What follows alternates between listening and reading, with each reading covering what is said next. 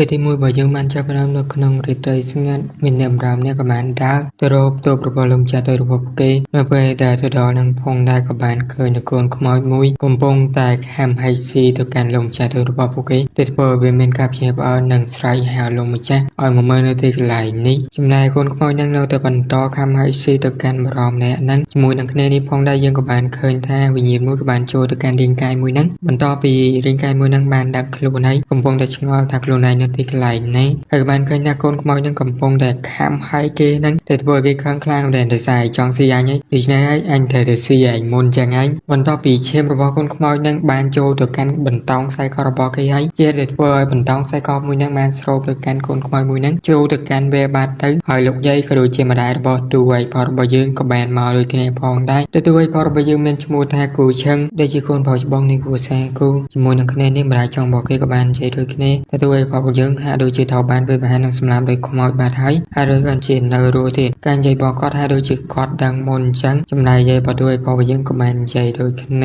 ាប៉ុន្តែចំពោះគូជើងវិញគាត់ខ្វល់នោះទេសំខាន់នៅពេលនេះជីវិតរបស់គេមិនខ្លីដូចជាអ្វីដែលនាងបាននិយាយឡើយនៅពេលហ្នឹងផងដែរក៏មានប្រមម្នាក់ក៏បាននិយាយថានៅទីកន្លែងនេះហាក់ដូចជាមានចំហាយដូចជាខ្លាំងមែនទែនថាពលយ៉ាងនៅទីកន្លែងនេះវាខ្លាំងមិនគួរមានខ្មោចនៅទីកន្លែងនេះឡើយវាហាក់ដូចជាទង្វើទាំងអស់នេះគឺត្រូវបានប្រព្រឹត្តឡើងដោយមនុស្សអញ្ចឹងណែចុងរបស់គូជើងបាននិយាយថាតើទង្វើអាណាក៏ក្លាហានម៉េចហ៊ានធ្វើបាបទៅកាន់កូនច្បងនៃគ្រួសារគូរបស់ពួកគេផងប៉ុន្តែគាត់អត់ដឹងដូចគ្នាផងដែរដែលប្រមម្នាក់មានឈ្មោះថាជីស៊ឺដូចបរិបទយើងក៏បានសួររកនៅដំណោះស្រាយដែលដោះស្រាយជាមួយនឹងបញ្ហាទាំងអស់នេះបានដំណោះស្រាយគឺមែនប៉ុន្តែដំណោះស្រាយវាដោះស្រាយបានតែមួយចេះនោះទេបើសិនមកទួយផលរបស់យើងជ្រើសរើសនោះឡើយនេះគឺមានពីរជម្រើសទី1រកនៅវឹកហាត់ឬក៏សាសនាមួយដើម្បីធ្វើការជំរះនៅធម្មពលចង្រៃចេញពីទួយផលរបស់យើងជម្រើសទី2របស់គេនោះត្រូវចូលរួមជាមួយនឹងផ្នែកជីងជីដែលជាសមាគមទាក់ទងជាមួយនឹងការបង្ក្រាបក៏ដូចជាសម្លាប់ទៅកាន់ខ្មោច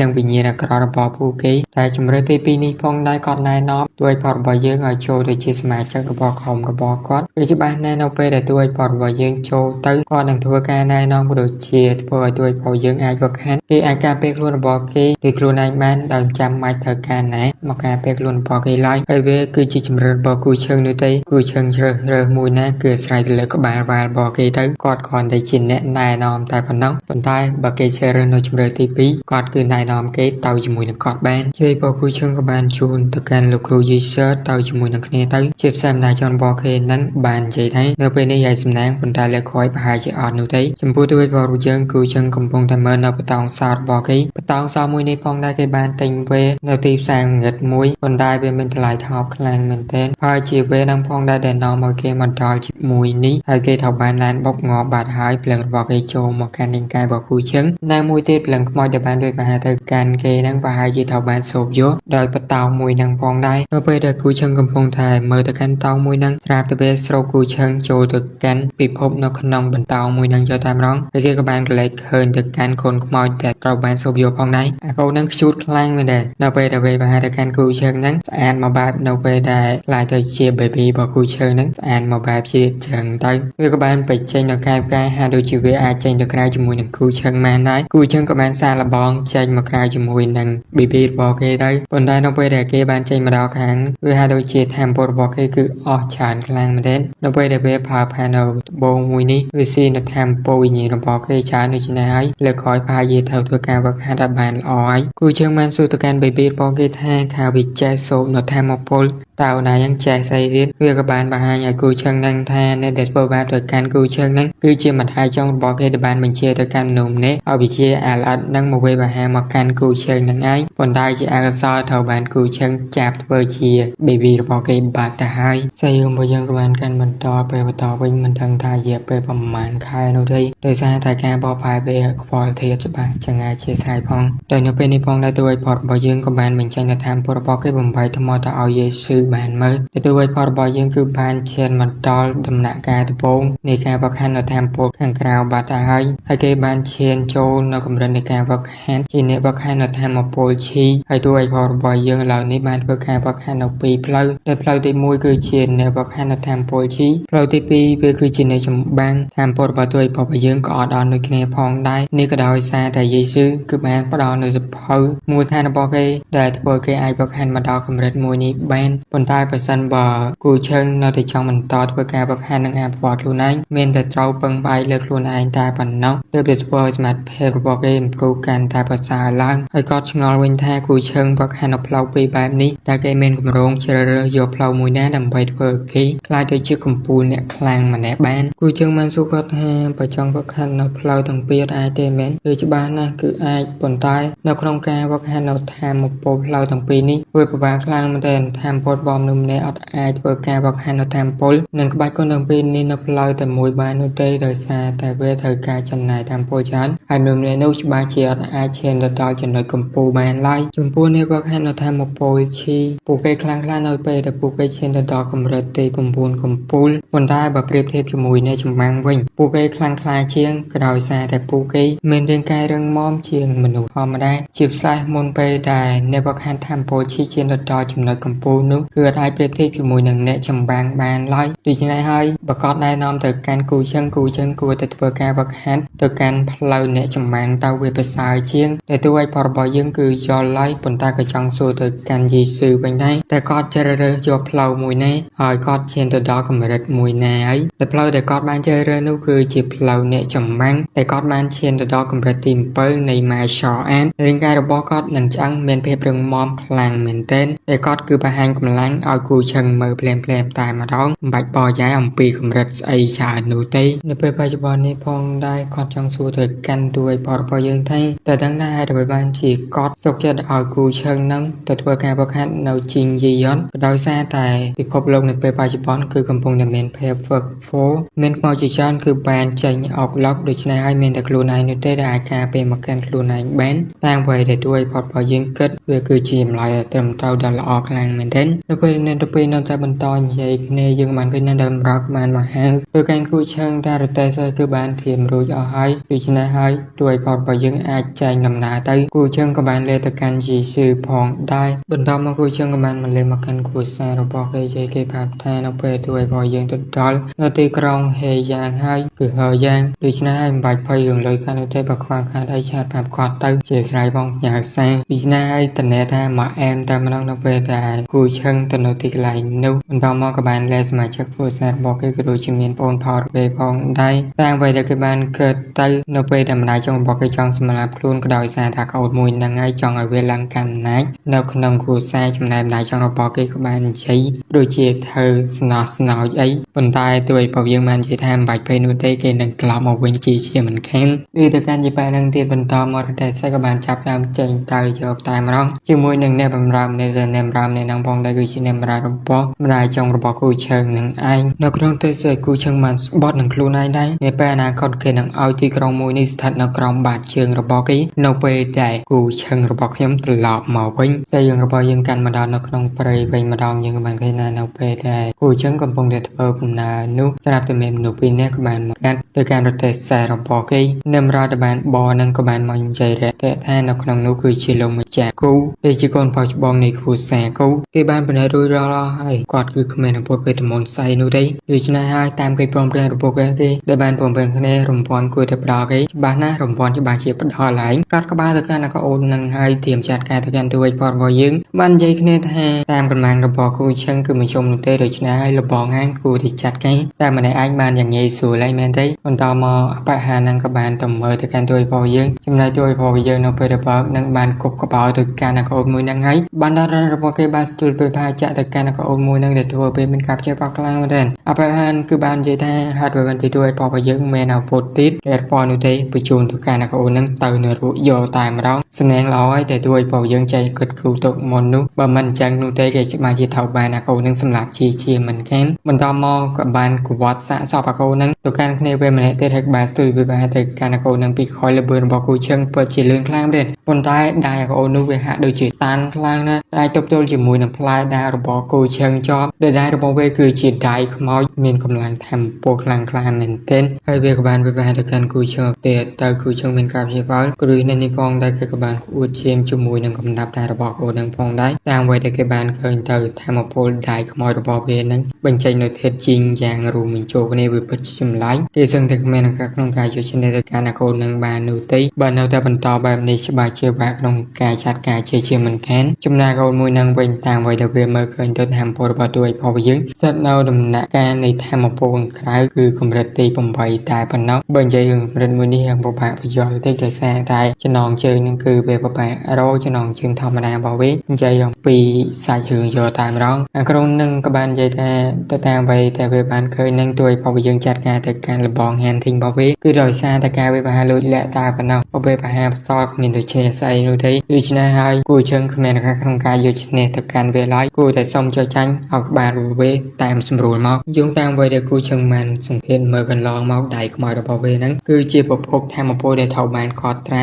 តាំងពីគេធ្លាប់បានអាននៅសភៅមួយដូច្នេះហើយដើម្បីចាត់ការទៅកាន់មនុស្សប្រភេទនេះដែលបានចម្រាញ់នៅធម្មពលខ្មោចចូលទៅកាន់រាងកាយរបស់ពួកគេត្រូវតែកាន់នៅចំណុចកម្ពូលប្រមូលផ្ដុំប្រសពគ្នានៃធម្មពលខ្មោចនឹងចូលចេញមកដូច្នេះហើយមានន័យថាដៃខ្មោចរបស់វានឹងគឺជាចំណុចខ្សោយរបស់វាហើយគេនឹងមានឱកាសឈ្នះបើអាចចាត់ការវាបានបន្តមកអ្នកទាំងពីរក៏បានស្ទុះទៅរកគ្នាធម្មពលរបស់អូនមួយនឹងពិតជាខ្លាំងវេបំផាត់ដាវទៅកាន់គូឈឹងបន្តមកគូឈឹងក៏បានបញ្ចេញបេប៊ីរបស់គេស្ទុះទៅចាត់ការទៅកាន់អាកូនមួយនឹងអាកូនមួយនឹងវាហាក់ដូចជាគ្មានអីកើតឡើងនោះទេបេប៊ីរបស់គេអាចធ្វើអ្វីទៅកាន់អាកូនមួយនឹងបានឡើយប៉ុន្តែវាមានការភ្ញាក់ផ្អើលផងដែរដែលទួយផុតពីយើងហាក់ដូចជាមានកូនខ្មោចមួយតាមខ្លួនបែបនេះវាបាននិយាយថាទួយផុតពីយើងអាចធ្វើអ្វីទៅប៉ុន្តែគូឈឹងបានស្ទុះទៅទៅកាន់អាកូនមួយនឹងបាននិយាយថាគោលបំណងរបស់គេមានជីវិតបាយនោះទេប៉ុន្តែវាគឺជាបន្តមកក៏បានធ្វើការស្រូបយកនៅធម្មពលដៃខ្មោចនឹងយកតែម្ដងជាធម្មតានោះទេខ្សែករបស់ទួយផុតពីយើងនឹងគឺធ្វើការស្រូបយកធម្មពលព្រលឹងគ្រប់គ្រងទៅកាន់វាឲ្យទៅតងជាមួយនឹងធម្មពលខ្មោចធម្មពលព្រលឹងឯហ្នឹងគឺស្រូបយកបានទាំងអស់តែម្ដងជាហេតុដែលធ្វើឲ្យទួយផុតពីយើងគឺបានកត់សម្គាល់នឹងដឹងថាទីកន្លែងហ្នឹងហើយគឺជាធម្មពលនិងប្រភពដើមរបស់វាពិតប្រាកដមែនដូច្នេះហើយគេអាចចាត់ការទៅកាន់អាកូនហ្នឹងដោយងាយស្រួលជាមិនខានចំណែកអាកូនមួយហ្នឹងវិញនិយាយដូចជាអស់ស្នាយខ្លាំងមែនអាគេសូមយន្តនៅដៃខ្មោចរបស់វាឲ្យយើងសុំទៅកាន់ដៃខ្មោចហ្នឹងត្រឡប់មកវិញទៀតចំណែកឯគូចឹងវិញអូនឯងចង់មែនចឹងហើយក៏បានឲ្យដាវវាតែម្ដងទៅចេះតែធ្វើអូនហ្នឹងងាប់នៅទីកន្លែងហ្នឹងយ៉ាងស្ងប់សោកទៅចំណែកគូឆឹងគេបានគិតថាបើសិនបើគេគ្មានជំនួយអំពីខូចបន្តនៅខ្សែករបស់គេនៅទេច្បាស់ណាស់គេច្បាស់ជាមិនរួចខ្លួននៅពីអ្នកនេះឡើយនៅពេលហ្នឹងផងដែរគេក៏បានសង្កេតឃើញនៅកម្ពីក្បាច់គុណណាមួយនៅជាប់ធុងរបស់បេហានធីងតែកម្ពីក្បាច់គុណណាមួយហ្នឹងផងដែរមើលទៅវាពិតជាតំណងក្នុងការវឹកហាត់ខ្លាំងមែនទែនហើយគេនឹងធ្វើការវឹកហាត់នៅកម្ពីក្បាច់គុណមួយនេះទៅតាមផ្លូវដែលគេបានធ្វើដំណើរទៅចោះដើម្បី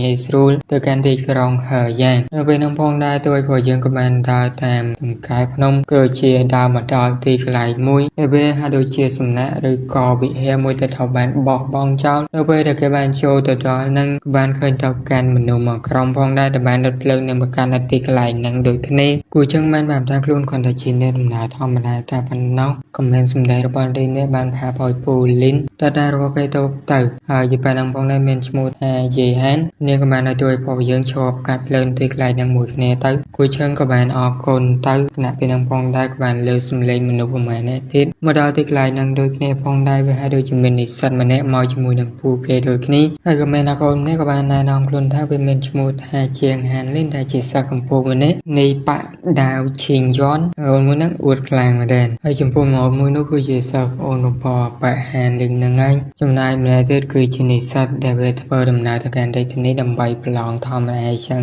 ទៅចំពោះទួយរបស់យើងក៏បានណែនាំឈ្មោះរបស់គេផងដែរតែគេមានឈ្មោះថាយេឆានទាំងខ្លាំងមែនទេគេប្លង់ឈ្មោះយ៉ាងណាទាំងមករបស់ពួកគេហាក់ដូចជាមិនជឿផងដែរប៉ុន្តែធ្វើម៉េចគូជើងរបស់យើងគឺខ្លាចតាសញ្ញាណហើយផាប់ថាខ្លួនតែជាអ្នកអំណាចធម្មតាតែប៉ុណ្ណោះដើម្បីធ្វើឲ្យបរិយាកាសកុំឲ្យស្ងាត់ពេកដូច្នេះឲ្យសិស្សបងរបស់ប៉ាហានលីងវាចង់ឲ្យអ្នករកនេះនិយាយអំពីរឿងខ្លះក៏ដូចជារឿងទានអីចឹងទៅដែលនិស្សិតហ្នឹងវាបានលើករឿងតេតងជាមួយនឹងខ្លាប្រែក្លាយទៅជាខ្មោចហើយពីខ្មោចហ្នឹងចាត់ការមនុស្សធម្មតាអីចឹងទៅដោយឃើញបែបនេះហើយគូជើងរបស់យើងក៏បាននិយាយរឿងមួយផងដែរតែគេបាននិយាយថាកាលថ្ងៃមួយហ្នឹងចាំងសានគឺបានដើរចូលទៅកាន់វិហារមួយហើយវិហារនោះគេបានជួបទៅកាន់អ្នកដំណើរពីរនាក់ផងដែរប៉ុន្តែនៅពេលដែលពួកគេកំពុងតែនិយាយនេះស្រាប់តែបានអ្នកដំណើរពីរនាក់នោះភ្លាមហើយដឹងថាបាត់តាណានោះទេបានសួរថាតើវាអាចជា demon ដែរអត់ប៉ុន្តែអាណាទៅដឹងទៅតែរឿងដែលទួយបងនិយាយហ្នឹងធ្វើពួកគេយ៉ាងភ័យខ្លាចផងដែរបន្តមកបរិហានលីងគឺចង់និយាយអំពីបបសោតរបស់គេជួបផ្ទាល់តែម្ដងដើម្បីកុំឲ្យបរិយាកាសហ្នឹងវាកាន់តែស៊ីជម្រៅទៅកាលពីមួយឆ្នាំមុនហ្នឹងគេបានឆ្លងកាត់នៅទីកន្លែងមួយដែលទីកន្លែងនោះ ថតបានលោកម្នាក់បានចម្រាញ់ទៅកាន់សារសតទាំងអស់ដែលជាសារសតរបស់កងទ័ពទាហានអាចក្លាយទៅជាស៊ុំប៊ីហើយកូននឹងបាននិយាយថាវាអាចចាត់ការទៅកាន់ស៊ុំប៊ីទាំងអស់នោះបានជាពិសេសនៅពេលដែលចាត់ការហើយគឺសិននៅក្រោមពន្លឺព្រះច័ន្ទមានខ្យល់បក់យ៉ាងខ្លាំងគឺបានបក់មកប៉ុន្តែនៅពេលដែលយើងពីខ្យល់បក់យ៉ាងខ្លាំងគឺបានបក់មកមែនទែននៅពេលនោះផងដែរយើងក៏បានឃើញថាស៊ុំប៊ីមួយក្រុមក៏បានស្ទុះមកទីកន្លែងនឹងដូចគ្នាដែលមករកូននឹងចង្រៃខ្លាំងមែនដែរដែលវាគ្រាន់តែចង់ព្យាស្រីតែប៉ុណ្ណោះមើលតើកូននឹងដូចជាអ្នកហៅស៊ុំប៊ីនឹងមកអញ្ចឹងប៉ុន្តែនៅពេលនេះផងដែរពួកវាអាចធ្វើឲ្យបាននោះទេថ្មីត្បិតតែស៊ុំប៊ីមួយនេះវាហាក់ដូចជាស្ថិតនៅកម្រិតទេពក៏ដោយប៉ុន្តែវាក៏ពិបាកសម្រាប់ពួកគេដូចគ្នាក្នុងការចាត់ការទៅកាន់ស៊ុំប៊ីទាំងអស់នេះសិស្សបងរបស់ប៉ាអានលីងក៏បានហុចដែរវិស័យដូចគ្នាដោយសារតែលបងគឺជាអ្នកកម្ចាត់ស៊ុំប៊ីដ៏អស្ចារ្យដូច្នេះហើយគឺឲ្យខ្ចីទៅចាត់ការយកតែម្ដងប៉ុន្តែកូននឹងត្អូនចុះពួយណាសាមមែនតែចំណែកឯចាយាយហានរបស់យើងមិនបាននិយាយថាពួកគេគួរតែចាក់ចេញពីទីកន្លែងនេះលឿនទៅបើសិនបើស៊ុំប៊ីឃើញនោះពួកគេបាក់ក្នុងការហត់គេជាឈាមខាន់យាអត់ចំនោះទេទោះឲ្យពួកយើងក៏បានទលុះចេញពីទីកន្លែងហ្នឹងយកតែម្ដងបន្តមកក៏បានដុតភ្លើងនៅទីកន្លែងហ្នឹងចាត់ការស៊ុំប៊ីដូចនេះផងដែរយើងបានឃើញថាពួកគេក៏បានព្យាយាមរត់ចេញពីទីកន្លែងហ្នឹងគ្នាហើយស៊ុំប៊ីក៏បានមកតាមពួកគេផងដែរក៏បានស្ទើរវិបាកទៅកាន់ពួកគេពីក្រោយនៅពេលដែលវិបាកទៅកាន់អាចារ្យយាយហានហើយនោះលោកពូលៀនក៏បានមកការពេលឲ្យនាងរត់ចេញពីទីកន្លែងហ្នឹងទៅខ្ញុំសូមបញ្ចប់វីដេអូតែត្រឹមនេះសិនហើយគ្នាយើងកុំភ្លេចជួយចុច Subscribe ខ្ញុំក៏ដឹងឲ្យខ្ញុំអ្នកមួយផងបើអាច join Telegram ម្នាក់មួយទៅដើម្បីតាមដានគ្រប់រឿងដែលខ្ញុំបានចេញហើយជាស្រ័យខ្លាំងទៀតមួយថ្ងៃហ្នឹងក៏សូវបានចេញវីដេអូតែកុំភ័យខ្ញុំនឹងចាប់ផ្ដើមធ្វើវិញហើយជាពិសេសអារឿងនោះវា copyright ខ្លាំងពេកធ្វើខ្ញុំបាក់ចិត្តទៅក្នុងការធ្វើយកតែម្ដងអត់ដឹងថាទៅកាន់មិនទេកុំឲ្យវាជាប់ copyright ខ្លាំងអញ្ចឹងណាប៉ុន្តែមានតែព្យាយាមទេហើយរឿងនោះខ្ញុំធ្វើទៅ10នាទីទេចំពោះរឿងនេះខ្ញុំធ្វើកំដរជាមួយនឹងរឿងនោះផងដែរហើយជាអាចរឿងផ្សេងទៀតក្នុងការដាក់ចូលមួយគ្នាហ្មងដើម្បីឲ្យគ្នាយើងបានទស្សនាមួយថ្ងៃ2-3រឿងអញ្ចឹងណាបាយជួបគ្នាវីដេអូក្រោយនៅពេលដែលពូលីនកំពុងតែបាក់ក្នុងការទប់ទល់នឹងជាងក៏បានឃើញថាលបងហានលីនក៏បានមកជួយផងដែរហើយក៏ប្រាប់ពីចំណុចខ្សោយរបស់ស៊ុំប៊ីទាំងអស់នោះដែលចំណុចខ្សោយរបស់វានៅក្នុងក្បាលចំណែកតួឯកផលរបស់យើងក៏បានការពារទៅកាន់និស្សិតចំពោះនិស្សិតវិញវាក៏បានសុំអ្នកគ្រប់គ្នាចាក់ចេញពីទីកន្លែងនេះហើយដោយសារវាគ្មានកម្លាំងក្នុងការទប់ទល់នោះទេហើយវានឹងដឹងគុណអ្នកគ្រប់គ្នាបានរត់ចេញពីទីកន្លែងហ្នឹងទៅចំណែកឯពីអ្នកសាច់ច្បងសិស្សបង2នាក់នេះកំពុងតែប្រវែងឥឡូវដោយសារតែពួកគេអាចសម្លាប់ទៅកាន់ស៊ុំប៊ីទាំងអស់នោះទេចំណែកចាយាយហានវិញនៅបាននិយាយថាតួឯកផលរបស់យើងគឺដឹងពីដំបូងថានិស្សិតហ្នឹងគឺជាខ្មោចហេតុអ្វីបានជាគេនៅតែបដ ដោយទៅកាន់និស្សិតនឹងទៀតគឺក៏បានធ្លាប់ពមៀនទៅកាន់រឿងនេះហើយដែរប៉ុន្តែអ្នកគ្រប់គ្នាអត់ស្ដាប់ខ្លួនឯងនោះទេចឹងហើយមិនបាច់មកបន្ទោសគេឡើយនៅពេលដែលទួយផលរបស់យើងកំពុងតែចាត់ការទៅកាន់ខ្មោចល្អនោះយើងក៏បានឃើញថាពីអ្នកសាច់បងប្អូននឹងជាផ្សារបហាលីងប្របាទប់តខ្លាំងព្រានក៏ដោយសារតែវាមាននីវេលមួយទៀតបានចេញមកវិបាទៅកាន់ពួកគេទាំងពីរហើយធម្មពលនិងអូរ៉ាដែលជឿចេញពីចំហាយរបស់វានឹងខ្លាំងមែនទែននៅក្រោយនឹងផងដែរគឺជានិស្សិតដែលជាអ្នកចាំមើលខ្លងការនៅទីកន្លែងនឹងចំពោះទួយផលរបស់យើងវិញគេអាចចាត់ការទៅកាន់ស៊ុំប៊ីជាមួយនឹងអ៊ីវេលតណាគ្នានោះទេដូច្នេះហើយសង្ឃឹមថាអ្នកគ្រប់គ្នាអាចចាត់ការទៅកាន់ស៊ុំប៊ីទាំងអស់នោះបានចំណែកគេនឹងទប់ទល់ជាមួយនឹងអ៊ីវេលនឹងតែម្នាក់ឯងទៅខណៈពេលដែលអ៊ីវេលកំពុងតែស្ទួយវិបាទៅកាន់សិទ្ធិរបស់បហាលេងទួយផលរបស់យើងក៏បានស្ទួយជួយដូចគ្នាហើយការវិបារបស់គេក៏បានធ្វើឲ្យអ៊ីវេលនឹងរងរបួសដូចគ្នាផងដែរបន្តមកទួយផលរបស់យើងឲ្យចាត់ការទៅកាន់ស៊ុំប៊ីទាំងអស់នោះទៅមិនបាច់ខ្វល់នោះទេគេធានាថានឹងអាចចាត់ការទៅកាន់អ៊ីវេលមួយនឹងបានជាមិនកានចឹងហើយពឹងទៅលើទួយផលរបស់យើងទាំងស្រុងហើយនៅពេលដែលវាបានស្ទួយវិបាកាន់ទួយផលរបស់យើងមើលតាមចំហាយរបស់វាបាក់ទប់ទល់បន្តិចហើយប៉ុន្តែវាក៏ជាការល្អក្នុងការសាកនៅចំណេញដារបស់គេដែលទៅនឹងរៀនថ្មីផងដែរមើលទៅតាមអ្វីដែលចំណេញដារបស់គេបានប្រើប្រាស់ហ្នឹងគឺអត់អាចទប់ទល់ជាមួយនឹងអ៊ីវេលមួយនឹងបាននោះទេជាចម្រើសចុងក្រោយរបស់គេគឺប្រើដៃខ្មោចដើម្បីជួយចាត់ការទៅកាន់អ៊ីវេលនឹងយកតែម្ដងគេមិននឹកស្មានថាដៃខ្មោចរបស់គេមាននៅកម្លាំងធម៌ពលខ្លាំងក្លាបែបនេះដែលអាចចាត់ការទៅកាន់អ៊ីវេលបាននោះទេជាផ្សាយនឹងនៅពេលដែលសម្រាប់ទៅកាន់អ៊ីវេលក៏ដូចជាខ្មោចទាំងអស់នោះហើយគេអាចស្រូបយកធម៌ពលរបស់វាបង្កើននៅកម្លាំងរបស់គេទៀតផងបើសិនបើដូចនេះមែនគេច្បាស់ជាអាចឡើងធម៌ពលឥតឈប់ឈរនោះទេចំពោះនិស្សិតវិញវានៅទីបំផុតអាចរួចខ្លួនឯងដឹងថារួចខ្លួនឯងនោះទេរួចខ្លួនចេញពីអ៊ីវេលហ្នឹងគឺវារួចហើយប៉ុន្តែរួចខ្លួនចេញពីគូឈឹងគឺអត់អាចនោះទេគូឈឹងក៏បានប្រើធម៌ពលយីងរបស់គេចាត់ការទៅ កាន់ខ្មោចនិស្សិតនឹងទៅមិនត្រឹមតែសម្លាប់វាបាននោះទេថែមទាំងទទួលបាននូវធម៌ពលរបស់វាទៀតផងជាពិសេសតាមអ្វីដែលគេបាននឹកឃើញនឹងប្រសិនបើគេស្រូបយកនូវធម៌ពលរបស់ Evil និងខ្មោចជាច្រើនហើយនោះគេច្បាស់ជាអាចធ្វើការវឹកហាត់នូវធម៌ពលផ្សេងទៀតនឹងក្បាច់គុណខ្លាចទៅជាអ្នកចម្បាំងឬក៏អ្នកវឹកហាត់ធម៌ពលជីបានដូចគ្នាផងដែរវាអាស្រ័យទៅតាមពេលវេលានោះទេនៅពេលដែលទួយផលរបស់យើងកំពុងតែកើតនឹងផ្លេចមើលទៅកាន់សិស្សបងសិស្សប្អូនគេបាត់ហើយឥឡូវនេះដុនដាបខ្លាំងមែនដោយសារតែស៊ុំប៊ីជាច្រើនកំពុងតែវាបានទៅកាន់ពួកគេអត់ជប់នោះទេធ្វើទៅបាត់តែចាត់ការទៅកាន់ Evil បានเปิดប្រកាសមែនប៉ុន្តែស៊ុំប៊ីនេះគឺវាផ្សេងគ្នាវាហាក់ដូចជាចាញ់មកអត់ចេះឈប់សោះបន្ទាប់ពី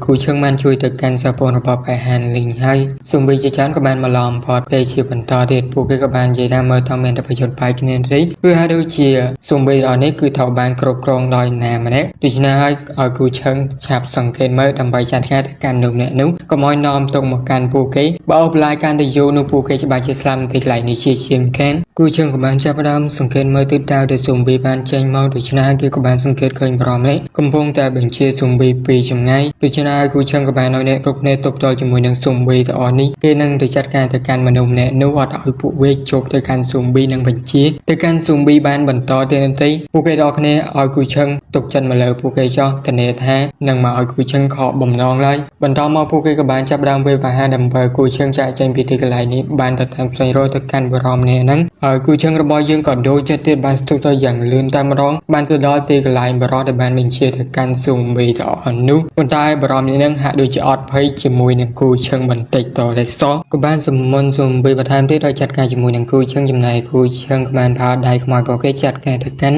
់ស៊ុំប៊ីទាំងអស់នោះផងដែរដែលធ្វើឲ្យពួកហ្នឹងមានការភ្ញាក់ផ្អើលខ្លាំងមែនទែនបានសួរទៅកាន់គូឈឹងឲ្យមកពីគូភាសាពួកមិនប៉ុន្តែគូឈឹងអត់ខ្វល់នោះទេគូនឹងចង់ណែនាំខ្លួនឯងណែនាំទៅស៊ីមកដៃហ្នឹងតុំចាំងបលគូឈឹងរបស់យើងបានហើយគូឈឹងបាននិយាយយ៉ាងលយថាឯងជាណែឯងជាស្អីក៏អញអត់ខ្វល់ដែរដោយសារវាមិនមែនជារឿងរបស់អញនោះនៅពេលដែលចាត់ការទៅកាន់កូនមួយនឹងហើយស៊ុំប៊ីទៀតគឺអត់អាចធ្វើសកម្មភាពបានបន្តទៀតនោះទេឈរថ្មឹងយកតែម្ដងគូឈឹងក៏បានសង្កេតបន្ថែមផងដែរដែលធ្វើឲ្យអ្នកទាំងពីរនឹងមានការភ្ញាក់ផ្អើលថាកម្លាំងរបស់គូឈឹងនឹងគឺសាហាវខ្លាំងមែនទែនជាផ្សាយគាត់គឺជាមនុស្សដែលមិនងាយទុកចិត្តទៅលើអ្វីមួយទេតើតែគាត់សង្កេតបានល្អិតល្អន់សិនចំណែកឯចាយយេហានវិញនាងក៏បាននិយាយទៅកាន់បរិយាចំណាំអ្នកនោះគឺជាមនុស្សអត់ប្រយោជន៍អត់អាចជួយអីទៅកាន់ពួកគេសូម្បីតែបន្តិចបានធ្វើតែចូលមើលសូម្បីតែរឿងតូចតាចក៏អាចដោះស្រាយបានដែរគាត់អត់មានពាក្យសម្ដីអីនិយាយតបតជាមួយនឹងចាយយេហាននោះទេមានតែសុំទោសតែប៉ុណ្ណោះសេរឿងក៏បានកាន់មកដល់ពេលព្រឹកដែរនៅពេលនេះផងដែរពួកគេក៏បានមកដល់ផ្លូវបំបែកក្នុងការបែកចេញទៅតាមទិសដៅដែលពួកគេចង់ទៅហើយក៏បានលាគ្ន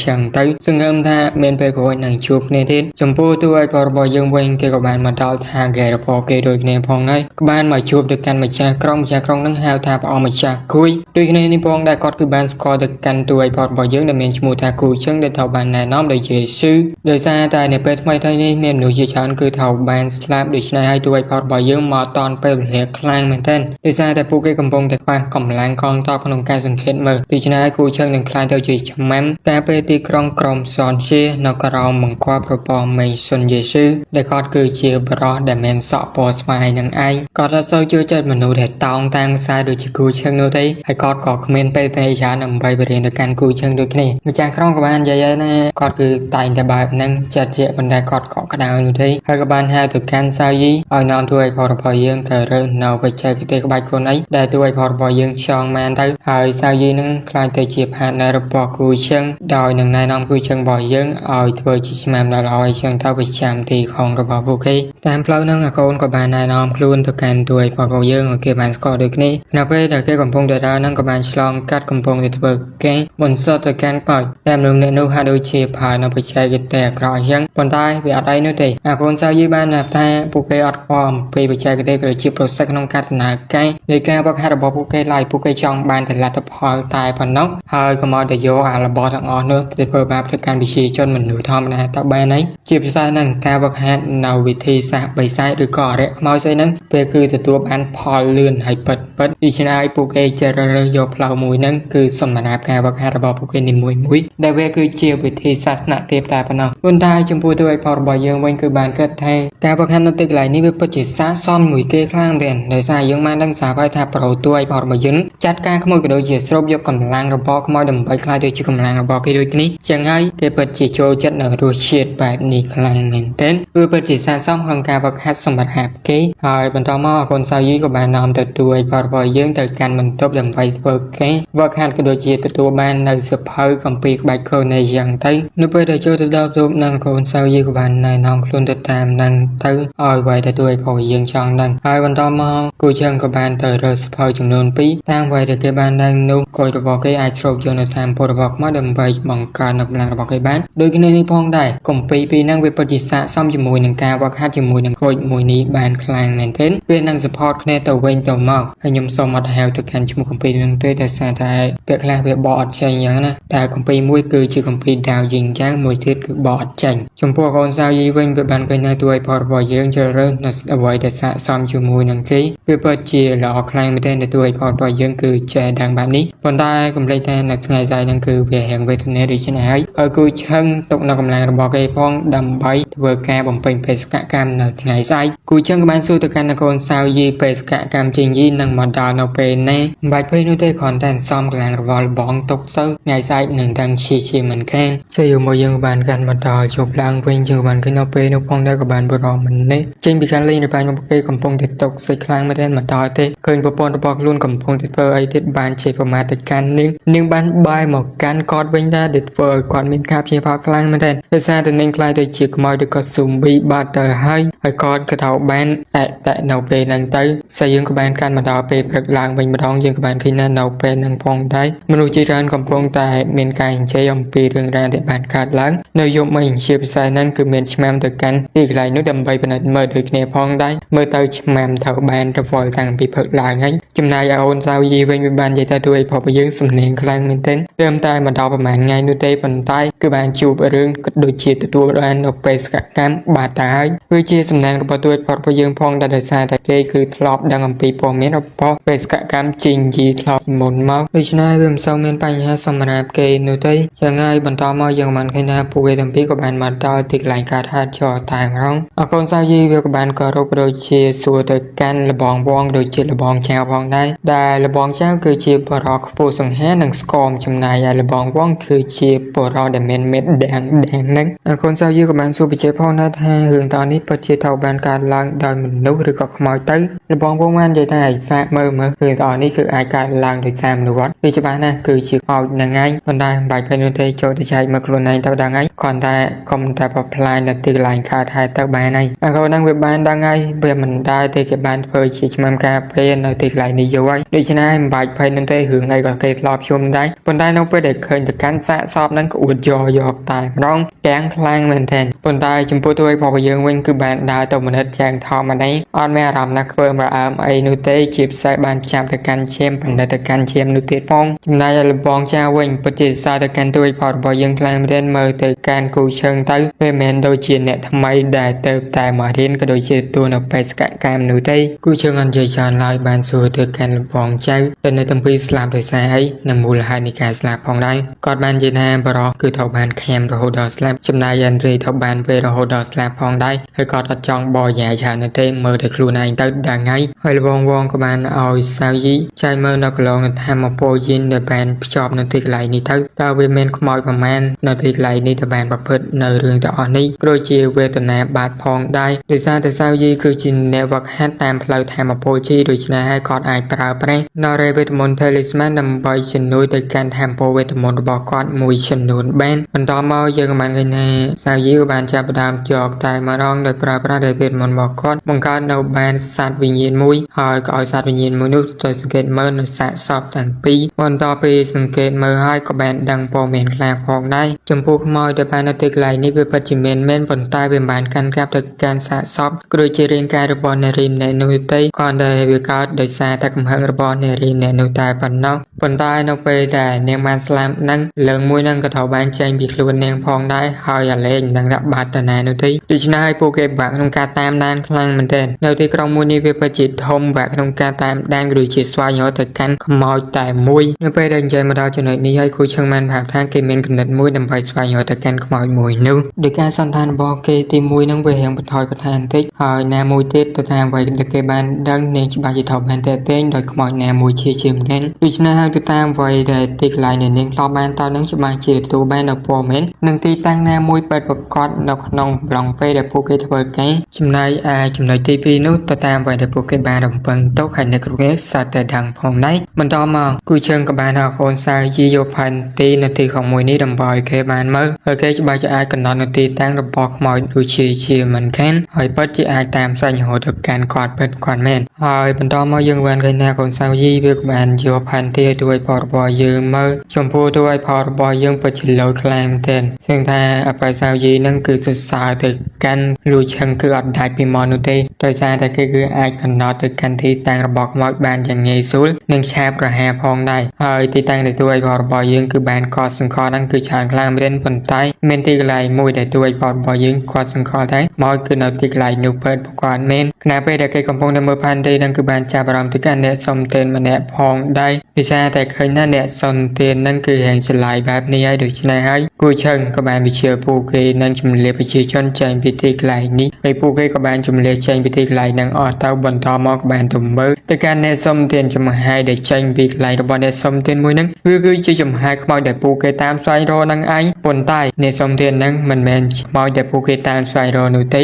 ហើយវាគឺជាធូរនៅក្នុងដៃរបស់គាត់វិញនោះទេហើយបើដឹងហើយនៅចាំតែទៀតចូលទៅរកគាត់តែម្ដងទៅលបងវងហ្នឹងគឺបានដើរទៅរកគាត់អាកូនហ្នឹងបានសួរថាតើលោកចង់ដាក់ទានមែនតើលោកចង់ដាក់ស្អីគេឲ្យខ្លួនដែរប៉ុន្តែលបងវងវិញអត់ខ្វល់នោះទេចង់បានធូរដើម្បីបន្តិចយកតែម្ដងវាដូចជាចំហាកូនមួយហ្នឹងវាពិបាកក្នុងការតបតល់ផងដែរចំណែកអ្នកសុំទានមួយហ្នឹងដោយសារតែអត់ចង់ដាក់ទានអញឲ្យថែមទាំងចង់ផ្លោតរបស់អញទៀតដូច្នេះហើយងាប់យកតែម្ដងទៅគាត់ក៏បានស្រូបយកនៅចំហាខ្មោចនឹងចូលរាងកាយរបស់គាត់ដែលធ្វើគ្រប់គ្នាមានការខ្ជិលខ្លាំងទៀតនៅពេលនោះផងដែលរាងកាយរបស់គាត់ចាប់ផ្ដើមរីកធំឡើងហើយវាក៏បានខ្លាយទៅជា evil ដ៏ខ្លាំងម្នាក់បាត់ហើយសូម្បីតែចំហាយអូរ៉ានឹងក៏បាក់ក្នុងការដែលធ្វើពួកគេតបតល់ផងដែរ evil នេះវាបានឈានទៅកម្រិតមួយដែលពួកគេបាក់ក្នុងការយកឈ្នះមានតែរួមដៃគ្នានោះទេបន្តមកលបងចៅទាមប្រាអាវុធរបស់គាត់ដើម្បីចាត់ការទៅកាន់ evil នឹងបាត់ហើយប៉ុន្តែក៏ត្រូវបានវាប្រហារដកថយជួយជោគចាប់ខ្លាំងមែនទែនគាត់បាក់ក្នុងការតបតល់ចំណាយលបងវងវិញបានផោកម្លាំងរបស់គាត់ស៊ូប្រហារទៅកាន់ evil នឹងប៉ុន្តែក៏បានវេខ្ទេដូចគ្នាផងដែរលបងចៅក៏បានផោវិជ័យខ្ទេសម្ងាត់នៃធម្មពលរបស់គាត់ចាត់ការទៅកាន់ខ្មោចនឹងក៏ដូចជាចាប់ចងវេផងដែរនៅពេលដែលចាប់ចងវេបានសម្រេចហើយនោះក៏បានឲ្យអាក្អូនសាវយីផារេវេទមន្ត talisman របស់វាដើម្បីសង្កត់ទៅកាន់ evil នឹងយកតែម្ដងចំណែកកូនសាវយីក៏បានដូចជាទៀតក៏បានផារេវេទមន្តរបស់គេចាំងខ្លាំងទៅក្នុងការគៀបសង្កត់ដាក់សម្ពាធទៅកាន់ evil ចំណែកជួយបរិបទយើងក៏បានផាវិជ័យខ្ទេដាវយីងយ៉ាងចូលទៅសម្រាប់ចាត់ការទៅកាន់ evil នឹងយកតែម្ដងប៉ុន្តែនៅពេលដែលពួកគេអានគិតថាវាគឺត្រូវបានបញ្ចប់ដោយដាវយីងយ៉ាងរបស់គូឈឹងមកទៅហើយប៉ុន្តែវាមិនងាយស្រួលទៅតាមអ្វីដែលពួកគេបានមើលឃើញនោះទេ evil មួយហ្នឹងហាក់ដូចជាគ្មានរឿងអីកើតឡើងតតែសោះនៅពេលដែលស៊ីផ្លែដាវយីងយ៉ាងរបស់គូឈឹងហើយវាថាទាំងអាចបើការវាប្រហែលទៅកាន់គូឈឹងខ្ទេថយទៅក្រោយបានទៀតផងរាងកាយរបស់វាតាន់នឹងរឹងមាំខ្លាំងមែនទេបន្តមកបានបំបែកនៅការខំខាំងរបស់ពួកគេហើយពួកគេបាក់ក្នុងការទប់ទល់ខ្លាំងមែនទេដោយសារចំហាយនឹងកម្លាំងដែលវាបានបញ្ចេញមកនេះលើអ្វីដែលពួកគេបានរំពឹងមកបន្តមកបានជួយវិមាទៅកាន់អបិសាវយីនៅពេលហ្នឹងផងដែរក៏មានការវាបហាមួយក៏បានមកជួយទៅកាន់អបិសាវយីហើយវាគឺជាលបងមង្សុនរបស់យើងនឹងឯងតែកម្លាំងរបស់គាត់ធ្វើឲ្យពួកគេគឺមានការភ្ញាក់ផ្អើលខ្លាំងមែនអាចចាត់ការនិងកាត់ដៃទៅកាន់ evil មួយនឹងបាត់ទៅហើយដោយសារទៅកាន់មេរបស់ពួកគេខ្លាំងមែនពិតជាមានកម្លាំងដ៏ខ្លាំង